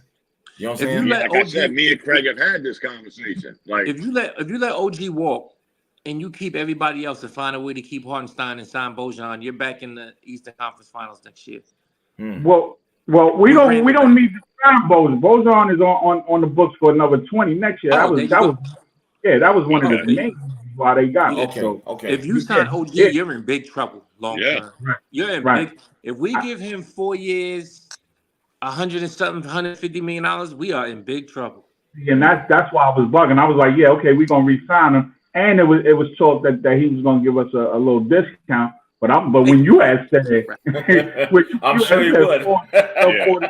Not happening. They always say that. You know what these young players are doing now, which is real crafty. They trying to get out off these teams a year before they get to the max contract, so they can spend a year where they want and then get their max deal. And they can see if they like it. Exactly. And then you get the super max. And then you're still eligible for the super max. Right. Yeah. I well, don't know. OG, man. OG. Wouldn't his injury prone ass leave him out of that supermax situation? Me, you, and Craig would say yes, but because once the Knicks offer him something, he can get somewhere else. You've lost all your leverage. Your only leverage as the Knicks is to pay him more than what a team can offer him because what they can offer is capped. So once you meet that equal or go under it, you've lost everything. Right. He could become the new Jeremy Lin. Remember Jeremy Lin? I remember He had that one good stretch, and he bamboozled Houston to give him all that money. And what happened? That was the 1 year where I was going to leave the Knicks. If they would have re-signed him, I'd have been a Nets fan. They was going to give him all of this money, man. And I was like, he didn't do nothing. Like he didn't do nothing. He was dumb. I love Jeremy Lin. I can't lie. I was wrong about him. Listen. Why you holding your head down? Listen. That man bounced on us during the playoffs, my guys. You know what I'm saying? It was because of Jeremy Lin. Playoffs because he wanted to get a check. Now, mind you, I might have done the same thing, right? But seriously, we needed him for the playoffs. Right. That was the same playoff. Melo came back early, tore his labrum, you understand, and everything went kaput. Then they was talking about re-signing this man for like 45, and then Houston gave him the poison pill, and I was like, good, get him out of here. But now, live again, you're gonna have them Knicks fans that are gonna say, we gave up all of this youth for a rental that we couldn't even use as a rental. And now we're going to let them walk. See, this is where Knicks fans get confused. They end up talking themselves into something they shouldn't talk themselves into. You're saying we traded him and he didn't play, but you'll be mad if we don't re-sign him. I don't. Right. You got to stay on one side of the fence, people. Right. I mean, come on, make a decision. Those are the same Knicks fans that wanted to keep Frank. I don't care. Please. I don't care. I watched him here in Charlotte all year in his limited time on the court. But like Shamik said, don't start live up, please. You're gonna have to re-sign him because you gave away, particularly those youth. You gave away your first number 3 pick in 100 years. You know what I'm but he was straight. He was straight. Pretty quick. Bro, he was garbage. He was garbage. You don't even watch No. I'm not the one. The Knicks, but I know enough to know that RJ Barrett was trash. I was good with them going. I'm like, you know, I mean, I shed a tear over here, then I lit the torch over here for Toronto the next day. My dude, check this out. I would look at the box scores, man. Yo, it takes this guy 23 shots to score 19 points. Come on, son. Yo, RJ is my son, man, and I'm like, dog, you are one move pony. You can only go left with your left hand. Even I know that. Like it's crazy, and no Diddy. I love that guy, man. Yeah, you stood by him live. Live stood by him, fellas. Right, but when he was gone, the offense moved so seamlessly. Exactly. Right? Not a coincidence, guys. The only person I ever saw live bounce on faster than you could say Jackie Robinson was Frank Ntilikina. He still talks about Frank Ntilikina. Listen. I'm a sanitation worker and I know garbage. Ntilikina was the head of the tank. I know garbage. That dude, my goodness. You know what I'm saying? Frankie Headlights, we used to call him. You know what I'm saying? Because every time he brought the ball up the court, he looked like a truck was about to hit his ass. You know what I'm saying? I was like, he is super garbage. And that was one of Phil Jackson's boys. He had long arms, remember? We drafted him. He had long arms. He was the best defender in the league until Trae Young skeeted his ass, you know what I'm saying, broke both of his ankles. On one play. He didn't play the whole game. It was disgusting. The whole game. He played one play. He was supposed to stop Trae Young. Trae Young says, Trae Young went left. He went super right. He went all the way to the mezzanine stand. Let me tell y'all something. Live is one of those guys that he's going to ride with his players. Oh, my God. But Frank Ntilikina, no. Homeboy gave up on Frank like week 2. Something wrong with this guy, dog. I mean, the shame of it is, though, they had to get rid of Quickly, unfortunately. Of course. They couldn't sign him. You know what I'm saying? Well, Quickly didn't want to be here, though. He wanted to stay. Right. He didn't want to be a backup. I was all right with that decision. That's another smart business decision that actually was a win-win for both. Okay. So you couldn't really be mad at it. You know, you can't just keep everybody. And then when you really dissect it, how good was Quickly in how good was he for it? Right. Yeah. Right. You know what I'm saying? So it's like, it's just one of those things. But yeah.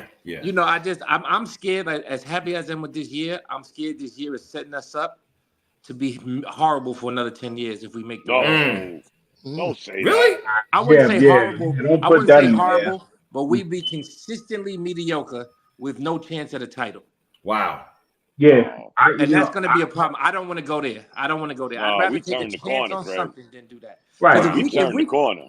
If we give OG this money, that means he starts with Randall. I don't know who our center's going to be. That means we have to pay Hartenstein too, right? No, and then you have like I don't even think they're going into any negotiations saying they don't have to pay Hartenstein. Like they gotta pay him. I mean, because again, I'm not gonna sit here and say I'm an X as an old coach, right? But he is so essential to the offensive movement of this team. Yes. Like there was no entry passes, there was no backdoor passes, there was nothing. More so because Mitch can't catch an inlet pass. You know what I'm saying? Or pop pass.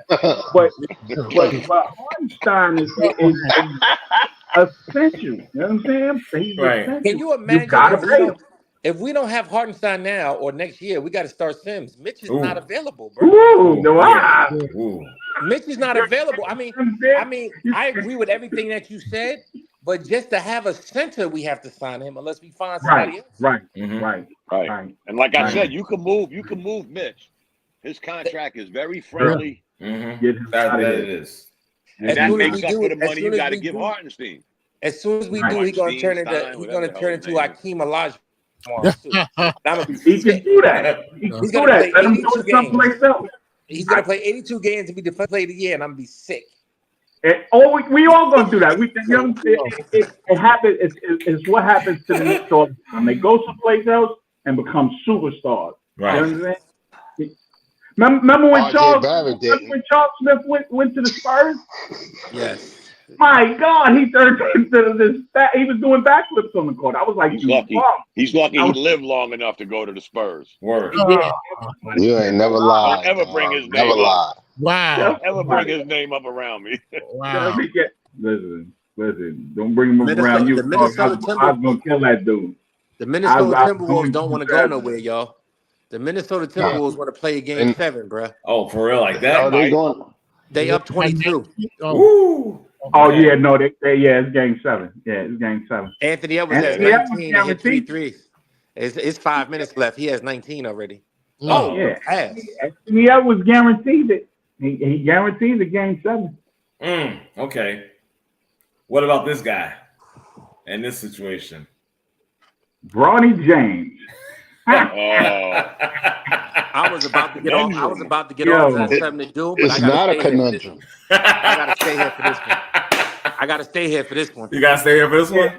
It's not a conundrum, right? Can they fix the combine?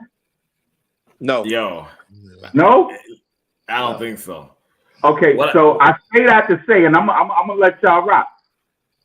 Bronny James got some of the highest scores across the board in the combine this year. I saw that. Yeah, he does. Some of the high shooting, 5-on-5s, jumps, quick tests. He got some of the highest stuff in that whole combine. He outperformed. I heard he stunk up the day on day one. Right. He did. Okay. Okay. All right. See, I didn't see that. Here's the funny thing. And today he had 4 points. And I'll let y'all talk about this nonsense.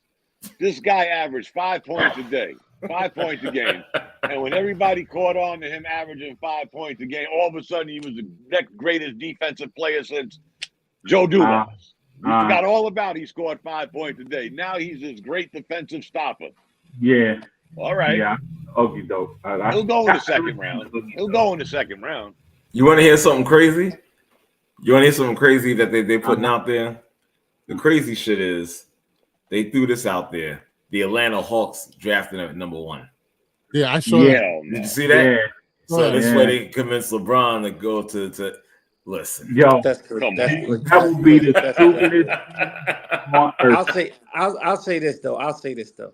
Like the combines in football and basketball, because I've always said this, they cute. Sometimes I pay attention to them, Okay. but I Okay. like game film. I like game film. right? At USC, Right. he was coming off. He almost died on the court. Right. Right. So I forgot about I'm not gonna that. take in high school. I didn't feel like he dominated, but he played like he was supposed to be there, but he didn't dominate. No, Right. he didn't. Okay. Not what I saw. Right. But he's only getting attention like this because of his father. Oh, obviously. Right. Okay. I don't think he's making it any better. But what do you want a black man to say about his damn son? Like, what do these people want from this guy, man? Listen. You want LeBron Okay. to come up there and say, I hope my son goes undrafted and ends up playing his whole career in the G League? Like, what are you supposed to say about your son that's listening to you, that you telling every day, get up, let's work, let's go, you're the best, you could be anything you want to be? Like, I don't understand what they expect from this guy. Like, you know what I'm saying? And I'll say this too. We've seen players average less than 10 points in college and turn out to be monsters in the NBA. Yeah. Like Kawhi Leonard wasn't 10. Malik Bridges wasn't tearing it up in the NBA. Went to the Nets. Your team now your team. I don't know for how long, but You got that over right. there and stepped it up. The NBA is different. The NBA. Look at I'm looking at TV. Nas Reed is from New Jersey. I didn't think he'd be in the NBA. He's an integral part of what they do. Now, Right. LeBron James going to the Hall of Fame? Absolutely not. But can he be a serviceable NBA player for 12 to 13 to 14 years in today's NBA, where you only need 1 or 2 skills? Probably. Right. Right. Good point. Right. And he Good can get point. better. He's still a kid. He can still get better. Right. I'm going with the LeVar Ball mentality. Yeah, I just think Yeah, I was thinking that too. That's what LeBron's doing. Hey, I mean, but why? like I Craig mean, said, what are you who's supposed to do? mad? Talk about Like, your son? right. I mean, to Shamik's point, who's mad? Like the NFL run on nepotism. Like it is the cornerstone of the NFL. Why is we bugging off of a man who wants to do some historic shit and play with his son? You know what they won't talk about though? You know what they won't talk about? That coach, the new coach from St. John's, what's his name? Patino. Oh wow. Patino's son is taking up a roster spot, and he puts his son in at the end of every game, and nobody has a problem. Everybody claps because he wants his son to enjoy the NCAA experience. I'm a huge St. John's fan. Malik Silly was my boy, but now LeBron is saying positive things about his son that almost died, and it's a huge problem. And he's delusional. He has every right to be delusional. I think my daughter's the greatest thing to ever walk the face of the earth. It's not true, but I still believe it. Right. And if somebody asks me, you should. If somebody asks me, that's what I'm gonna tell them. And I What was his name? The Syracuse coach. What was Syracuse's coach's name? Who? Boeheim. Jim Boeheim. His son played for the team. Yeah. Yep. Wow. His son was actually all right though. Yeah, he was pretty good. Yeah. Yeah, his son was pretty. His son was all right. Rick Pitino's son is hot garbage. I didn't even know that, bro. I didn't know his son. That kid would get cut from the intramural squad, bro. He Wow. has no business putting on that jersey. He's gonna be behind somebody's desk, somebody's video room, somebody's presidency. He's gonna do something. But again, why hate on LeBron when this is status quo? It's son, if I could hook look at Giannis. Giannis got his bum ass brother in everything. You know he was on a sneaker deal because they wouldn't give his brother one? Yes, I applauded that shit. Me too. I'm like this. I'm like, son. He didn't sign a Nike deal because they wouldn't give his bum ass brother a bullshit Nike deal, right? They lost out on all of that just because they didn't want to pay him a couple of extra thousand and a couple of extra shoes. Right. Come on, man. Right. Meanwhile, right, Nike, you got your mother and your brother and your sister and your father working in the mailroom, right? And all your whole family working in places they don't belong. You know what I'm saying? Your son took one physical ed class and now he's the head trainer in the gym. Come on. You're absolutely right. Oh man! Wow. You absolutely right. You know, but when the shoe is on the other foot, it hurts. Yeah, it hurts. It hurts. I don't think LeBron did anything wrong. That's my biggest issue. Like all he did was be very applauding of his son. And it's not like his son hasn't been talked about since 7th or 8th grade because the boy can play. He's not a bum. Right. You know He's not a bum. Right. They're acting like he's manufacturing all this stuff. You know, he had something traumatic happen to him, and who knows how he's going to turn out when he gets 100% healthy. I don't think he will be a star. Don't get me wrong, but I mean, you know, it looked like he can be serviceable. Okay, that's the word you're going to use, serviceable. Gotcha. Understood. Okay, fair enough. And then again, you know, and then we'll see. We're going to see what happens. He'd be a second-round pick. Yeah, he might be. Some teams going to do it out of this. That hasn't not happened before. They've made generous picks just to take a guy before. This is not historic if it happens. Yeah. They say what's the name might take him in the second round, early second round, Utah. Again,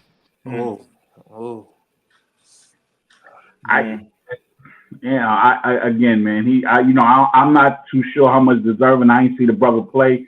I seen him shoot 3 times, and that was when I seen them hawking those combine stats. You know what I'm saying? So I don't know how good that dude is. Isn't Dwayne Wade his godfather? Yes, sir. Yeah. Okay, so Utah makes sense because Dwayne Wade's there. So yeah, I can see that. It won't be the first time somebody did a favor for their relative, man. That's right. Well, this is true. It's the American way. It's the American way. Right. American Quoting Nino Brown and shit. Okay, gotcha. Hell yeah. Well, listen. I figure I would just throw it out there, but what's Ben Simmons up to? Oh, okay. I'm about to end this. He's borrowing couture from Halliburton. Oh gosh, yeah. You mean Miles Turner? Miles Turner. Well, isn't he a Brooklyn Net? Doesn't he play for the Nets? Yeah, sometimes. Yeah. But you said sometimes. You know what? You getting everything you deserve by jumping ship on the Knicks. It's all right, man. It's all right, brother. Again, like I said, I poked fun of myself earlier today on the text and whatnot. That you see that rap song I put in that group? Did anybody see that? Oh yeah, I saw it. Yeah. I put that in there. I was like, okay, yeah, It was funny. It was cute. I was like, all right, so I can make fun of myself. I made the wrong decision. It's all good. But can you blame me? Wait. Can you honestly blame me? So you're actually saying that you made the wrong decision? I did say it. I did. Well, come on back. No, I can't. I can't. I'll send you the form. Whoa. First of all, there's a form being circulated. Here we go. Listen to the hater. Here's the hater coming up. Go ahead, speak on the hater. We have to hear from Sir Bishop before we gotta throw that guy in there. Even entertain him coming back home. Listen. I said I didn't want to come back. I wish you guys luck. I'm not hating. It's all good. I'm objective. Okay, so whatever. Well, I welcome you back if you want to come back. I appreciate that. That means a lot. I appreciate that. Thank you. I'm to the point where I got to admit Ben Simmons got the best part-time job in America. Oh, absolutely. Man. But you know what? No, he does not. He's not the first. Remember Gilbert Arenas? Yep. Yeah, but he played. No, he didn't. Jerome James. What about Jerome James? Oh. Snacks, AKA Snacks. Making the money he's making. Wait a minute, Herb Williams. Nah, leave Herb alone. Leave Herb alone. Come on, man. Nah, son, leave Herb alone. Herb was all right. Leave Herb alone. Yeah, we can't do that to Herb, bro. We can't do that to Herb. Yeah, leave Herb alone, bro. That's not right. I know why you said it though. But Herb, if you're a Knicks fan, you know who Herb Williams is, bro. We can't do it. He's almost the mascot, man. We can't. Come on, man. You can't do Herb, bro. He still might be getting exactly. Yeah, Herb ain't bothering nobody. Yeah, he ain't bothering nobody, man. What about Amari Stoudemire? Oh yeah, no. He in contention for that.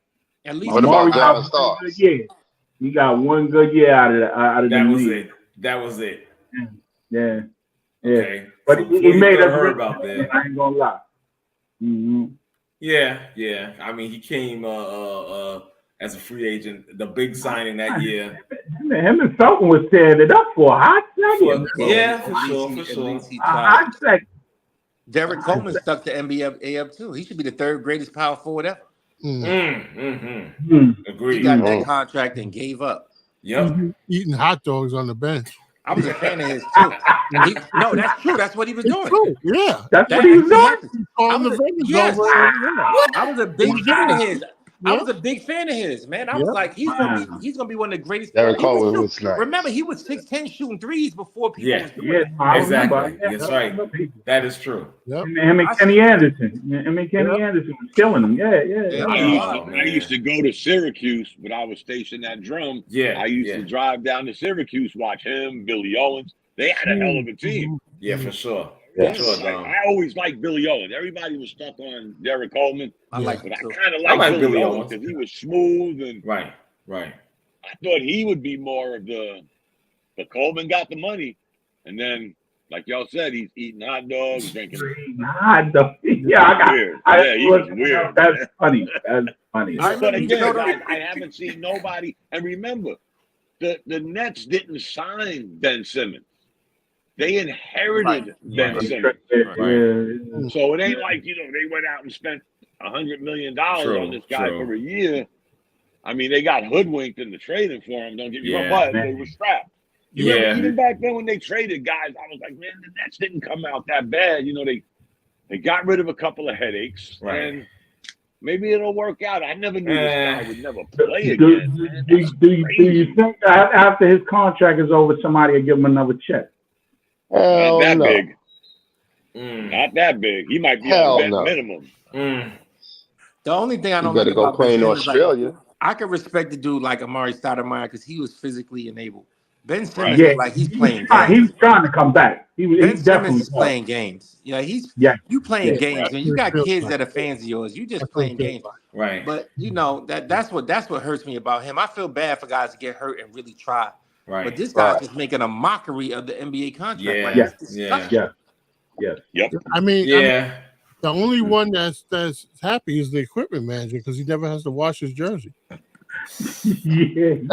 Bro, that's it. I'm signing out. See, he has a Ben Simmons jersey. That's why he got a No, I don't, because I don't even know where to buy one. You got 24 hours to come back to the Knicks. After that, it's over. Yeah, you don't. I'm gonna send you the form, All right, send me the form. A release form. Yeah. Yo, hater, shut up over there, okay? And burn that Braves hat too. Yeah, come on back though. Oh, I'll think about it. Send me the form now. Listen, you got to let us know before tip off tomorrow. We got a big game tomorrow. Yeah. I'll let you know. So what is that hat he's wearing tonight? What's the hat he's wearing tonight? Here, see, you brought him up as I'm getting ready to break out. Watch this. Don't bring that Ja Rule energy to the Knicks either. What's going on, Sir Bishop? Here we go. Mr. Lateness. Yeah, I had a banquet from us. Uh-oh. I think I heard the Obama phone thing in the back. Oh, God. Want to try it again? Oh, and he actually sent me the form.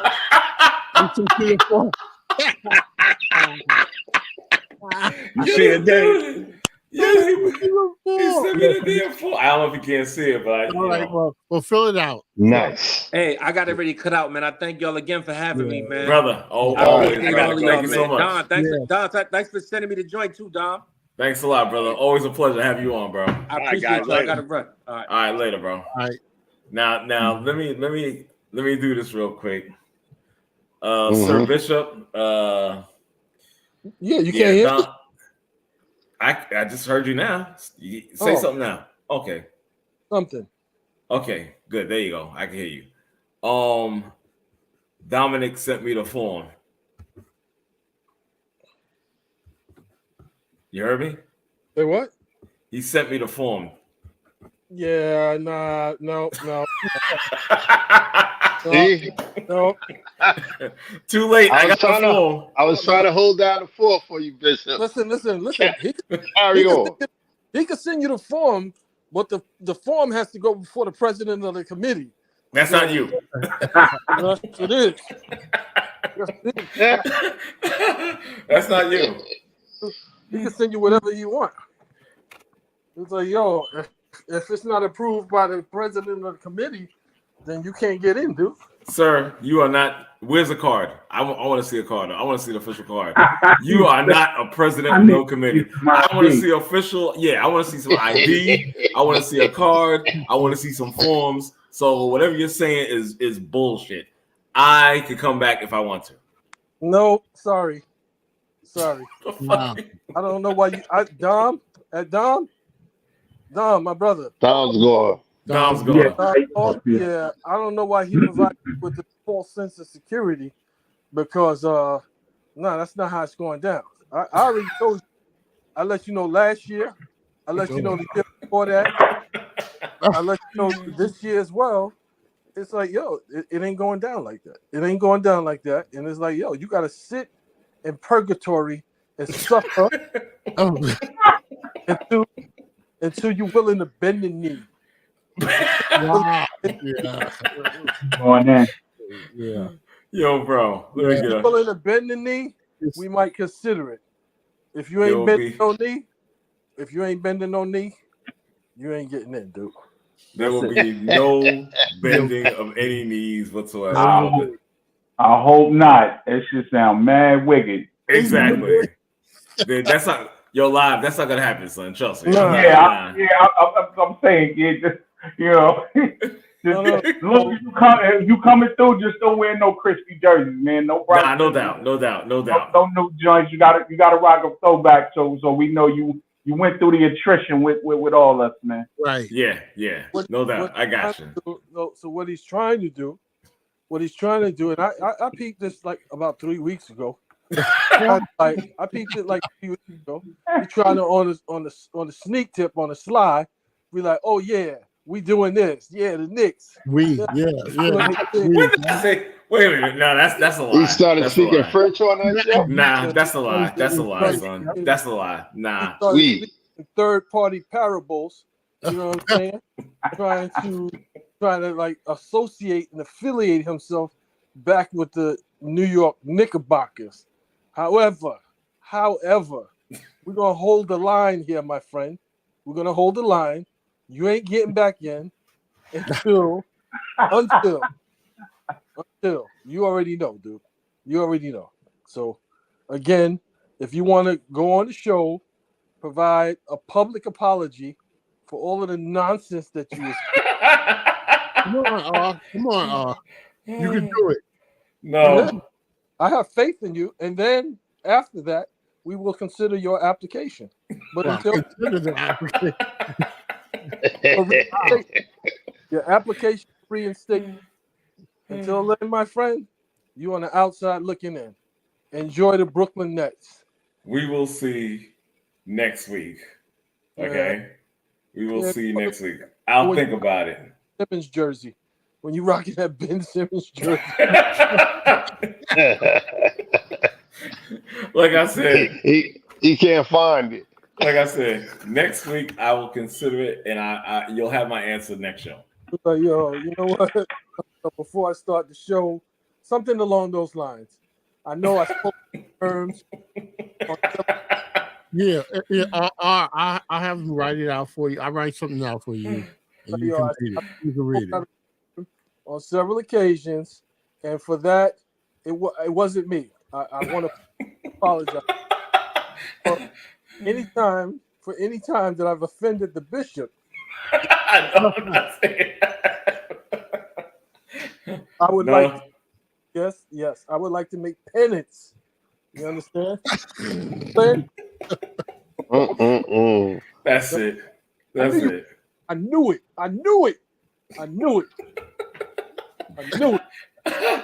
Okay. This is great. No, it's not great. Shut up, you troublemaker. He thought he was going to sneak in while everybody was all excited about the Knicks winning, and you just going to join in there with a few weeds. Yeah. And then give everybody high fives. Next thing you know, he on the next show with a Knicks hat on. Like Oh, that's a good idea. Actually, that's a good idea. Thank you. nothing happened. Just like nothing happened. It's like, nah, dude, it ain't going. Talking about we looking good. Yeah.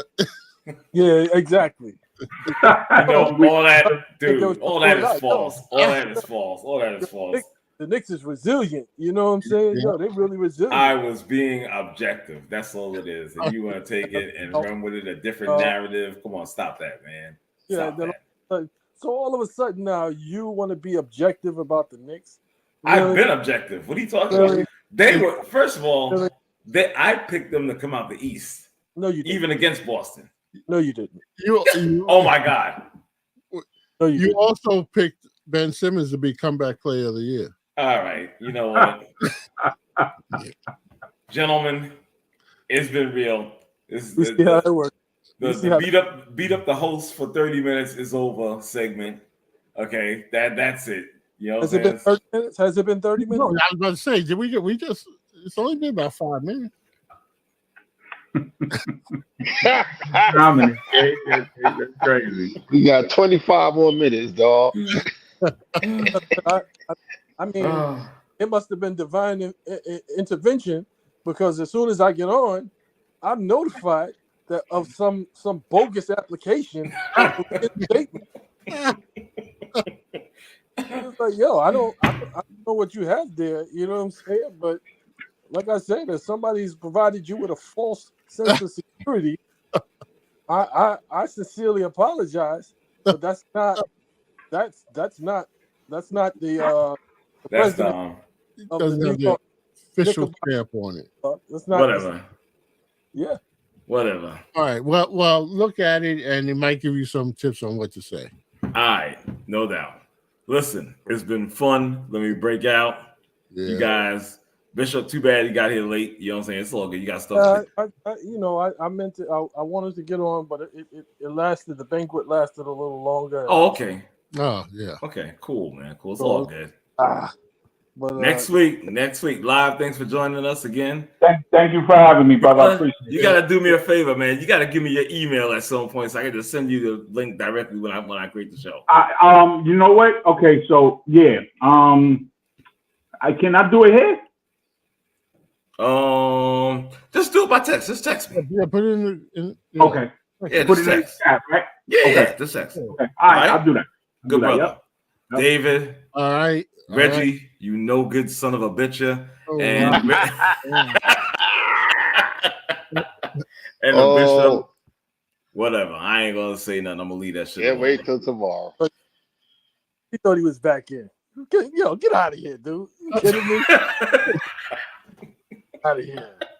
The boot is big giving. Whatever. We'll see. We'll see next week. All right. All right, fellas. All right, gentlemen. Catch y'all tomorrow. All right, later. Peace.